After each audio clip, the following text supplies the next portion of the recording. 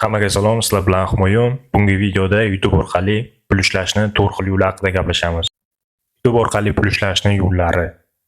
Birinchi yo'li bu reklama va homiylik. Kanalingiz ko'tarilgandan keyin siz kanalingizda reklama sotishingiz mumkin. Brendlar siz kanalingizda reklama qo'yish uchun sizga pul to'laydi. Sizning kanalingiz ko'tarilgandan keyin 10 ming obunachi yig'ilgandan keyin hattoki o'zingiz ham reklama qidirishingiz mumkin. İkinci yo'li bu monetizatsiya. То есть avtomatik reklama tizimi. Google AdSense YouTube'da misol reklama qo'yadi. Google AdSense qo'llanish uchun 1000 ta obunachi va 4000 soat prosmotr kerak bo'ladi.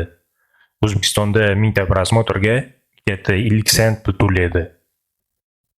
То есть 1 million 200 prosmotr bo'lsa, sizga $600 pul ishlaysiz. Qo'yiga. Agar siz boshqa tillarda video qilsangiz, angliskada qilsangiz, misol Norvegiyada ko'rsa, eng ko'p $14 to'laydi 1000 ta prosmotrga. Amerikadan ko'rsa $10. Va boshqa davlatlarda har xil boshqa tillarda ko'proq pul to'laydi. Uchinchi yo'li bu hamkorlik dasturlari. To'y sizga spetsialniy silka beriladi.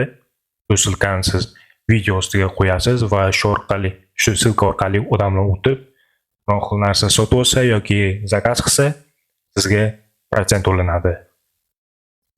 Va eng muhim yo'li bu to'rtinchi yo'li o'zingizning mahsulotingizni yoki xizmatingizni sotishingiz mumkin.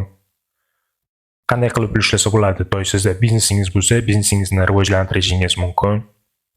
O'zingizning tovaringizni sotishingiz mumkin. Onlayn kurs sotish mumkin, konsultatsiya sotish mumkin. To'y bu to'rtinchi yo'l orqali hattoki birinchi kundan pul ishlasa bo'ladi.